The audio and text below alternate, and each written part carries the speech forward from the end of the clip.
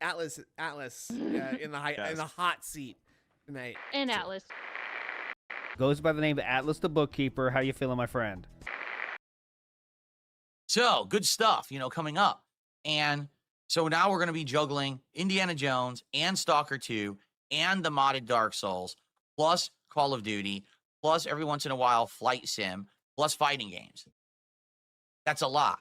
Plus, we're even doing some indie stuff still. Tomorrow I want to give Killer Frequency a shot. Out of all the games that I played earlier this month, remember I did the Marathon Indies Day? Well, out of all those games that we tried, there was basically only one that I hadn't really played in a playthrough yet, and that was Killer Frequency. So I want to give Killer Frequency a shot, and I want to see if it's any good as an actual playthrough, and we'll give it a shot and see. All right. If it's good, then I'll keep it in the rotation. But if we play it tomorrow night and it kind of flops, then we don't have to do it again. We give it a good honest try. And I think here's the truth. I think what we need to do in 2025 is we need to normalize the practice that I try a game, but it doesn't necessarily have to be committed to be playing long term.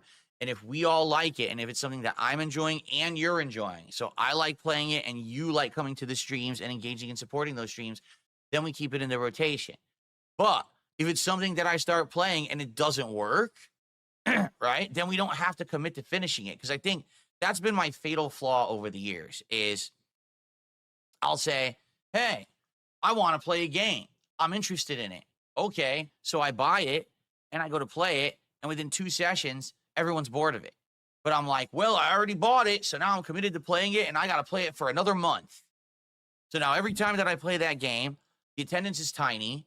Everyone's bored and telling me to play something else. No one is engaging with the content or me, and no one's supporting the stream.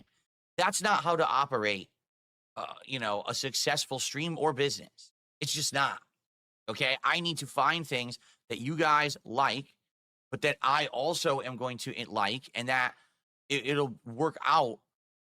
That synergy. You know what I mean? That synergy between those two sides.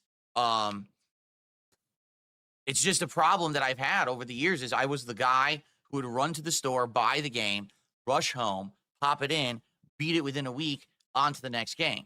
But what if the game's no good? Doesn't matter because Phil beat it within a week. That's not Phil anymore. I changed a long time ago. Now I juggle a ton of games. I stretch out those playthroughs because I'm juggling it with so much other content. So I don't want to be stuck playing or committing to a playthrough for an extended period of time that no one's enjoying, right?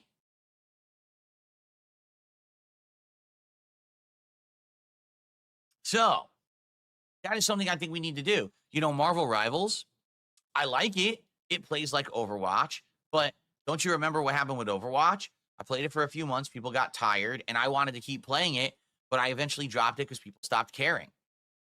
Marvel Rivals did exactly the same thing in the summer during the beta, where I was playing it, and I liked it, but people were bored of it, and I stopped playing it.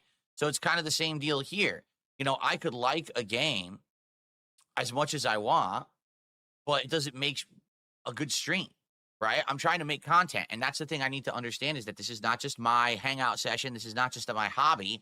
It's my job, and I need to make content that people want. And that's something that's going to be a change because, people, particularly, as my detractors, tend to say things like, oh, well, you see, it's a wage quit. It's like, what? Okay, so let me ask you a question.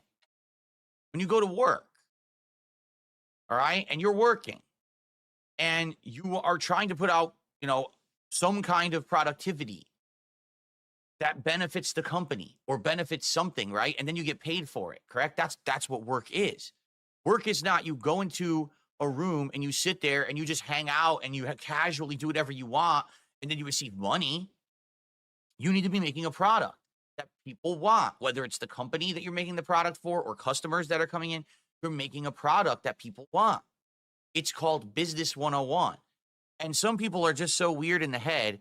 They actually will say something like this. You ready? Well, I don't understand because, Asmongold can just stream whatever he wants. He can stream anything and people like him enough that he makes, insane amounts of money every stream. Not every streamer is Asmongold. Not every person can turn on a stream and basically have a social club that they could just sit there and hang out with an infinite number of people that roll in because they're already popular and make insane amounts of money off of nothing. Do you get that? Like, people are so ridiculous in their heads. They actually think that I am the same level as like some giant content creator. I'm not.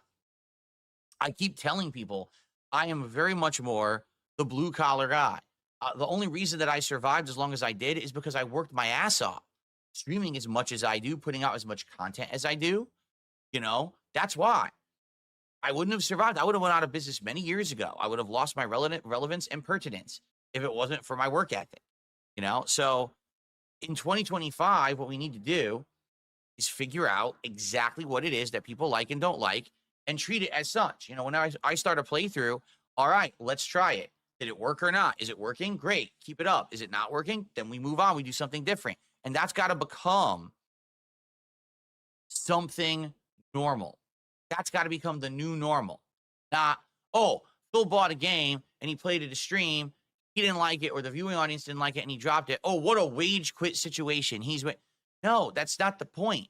Like, I shouldn't have to commit to a playthrough of every single game that I play. I should be able to experiment and try new things. That's what a lot of content creators do. They'll jump into a game, they'll try it out once or twice, they'll see if it's any good, and if it is, they keep playing it, and if not, they drop it. And maybe every once in a while they go back to it, but they're not committing to playing it constantly. That's another thing that content creators freak. I've just been this weird, I don't know, different mentality, I guess, because of the way that things used to be on YouTube that aren't anymore. You know, YouTube is not a place where I can run to the store, buy a game on release day, pump out a playthrough in 2-3 days, and get insane amounts of views, and then on to the next. That's not my formula. So why am I treating it as such? And again, listening to moronic detractors saying stuff like, oh, he wage quit the game. That's a good thing. That's an actual good thing.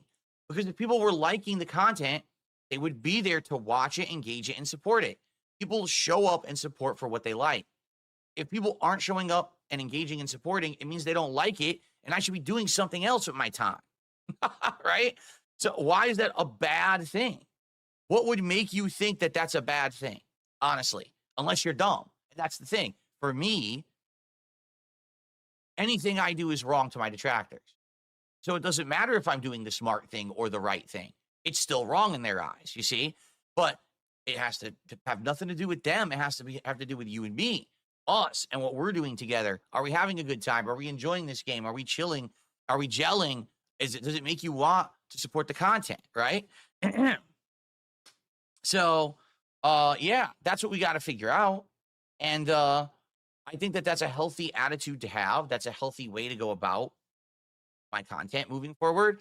And, you know, the reason that I really wasn't able to do that previously was I didn't have the financial flexibility. I was so financially tight all the time that I couldn't do that. And I would tell you guys that, sorry, I can barely afford the games this week and stuff like that. I'm not in that situation anymore. Okay. At least for the time being, things have been good. The support levels are good. And because of that, I can say, hey, let's try out this new game this week. Oh, it didn't work out. Not a big deal. And that's because of you and the levels of support you're giving me. You've allowed me to have that flexibility. And that's the new normal that we have to get used to. It's not old Phil who's basically scraping by, looking for pennies under the couch to buy the game this week so that now he can play it. And now, he bought it, so he's committed to playing the whole playthrough. It's not like that anymore. And that's a good thing. You have to understand that's a really good thing. Okay? So thank you for that. I really appreciate that. And let's keep that going in 2025.